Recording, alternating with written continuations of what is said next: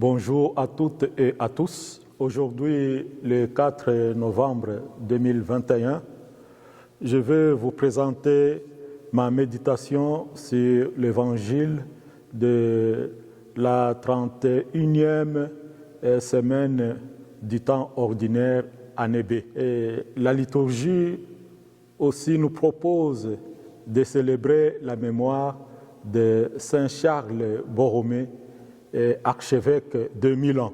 Le passage de l'évangile que je vais commenter est tiré de l'évangile de Saint Luc, chapitre 15, versets 1 à 10.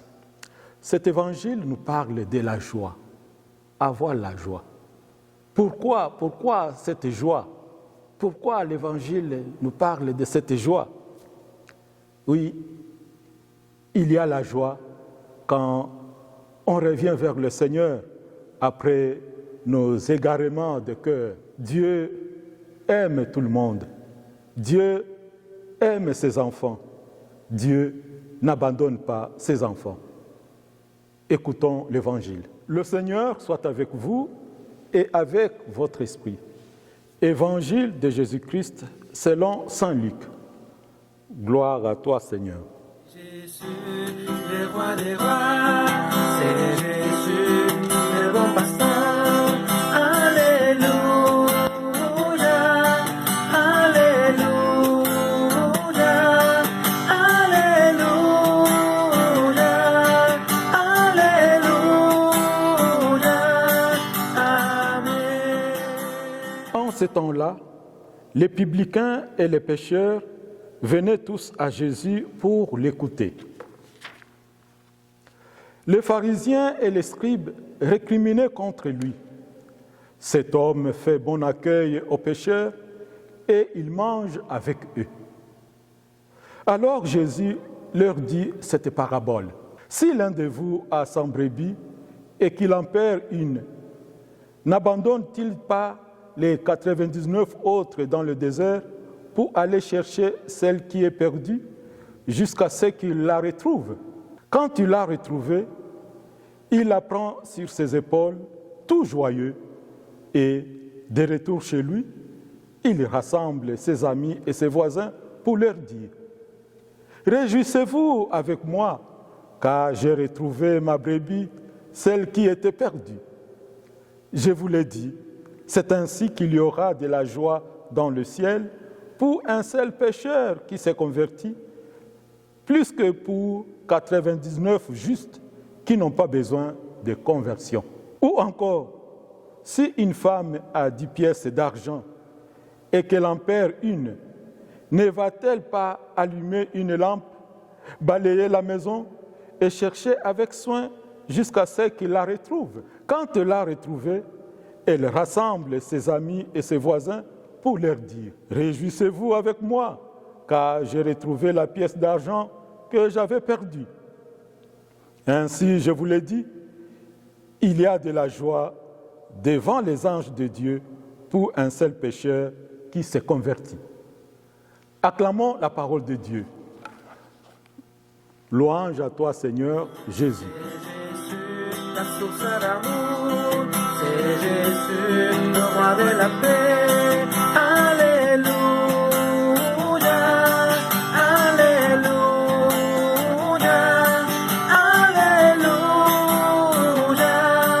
Alléluia, Amen.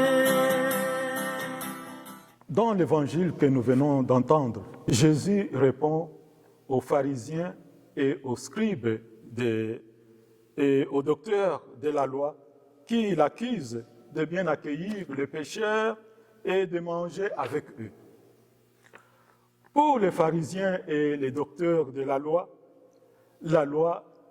c'est la voie du salut. Ceux qui n'observent pas cette loi sont dans la condition de malédiction. Ils sont déjà condamnés. Ils sont perdus. Ou ils ont voulu se perdre. Donc, tant pis pour eux. On n'a rien à faire avec eux. Jésus ne raisonne pas comme les pharisiens et les docteurs de la loi. Pour Jésus, une perte, c'est un manque. Une perte, c'est une tristesse. Pour retrouver la joie, il faut aller à la recherche de ce qui est égaré, de ce qui s'est égaré.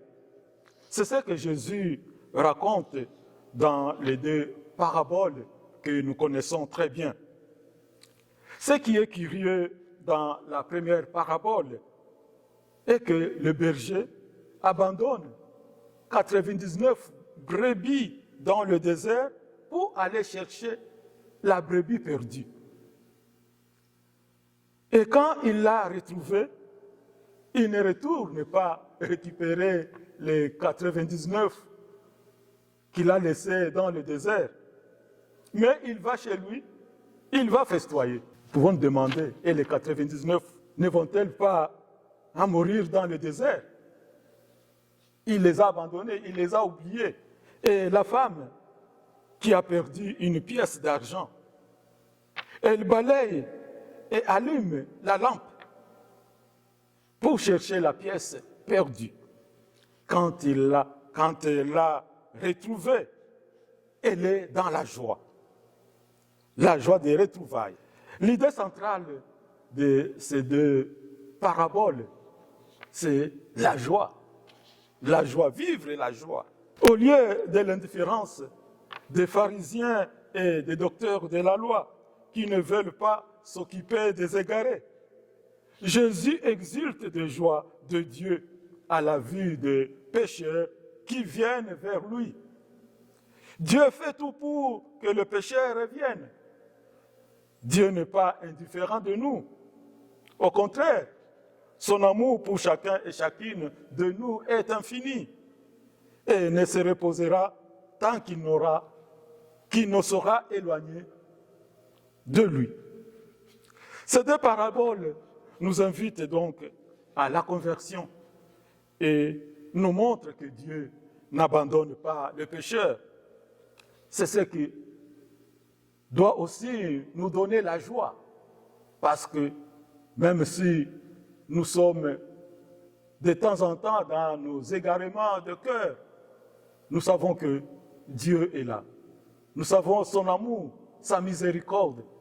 C'est ce qui aussi doit nous apporter la joie. Et surtout quand nous revenons vers le Seigneur. C'est le moment de la joie. Que le Seigneur nous donne la grâce de la confiance dans le grand amour de Dieu pour nous. Amen.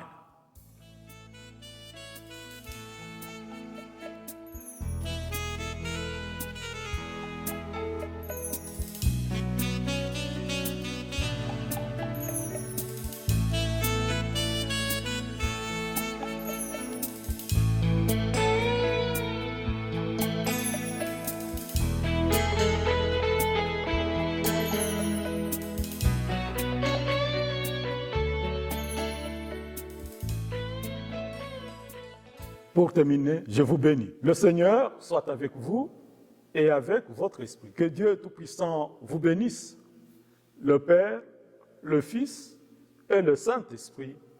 Amen.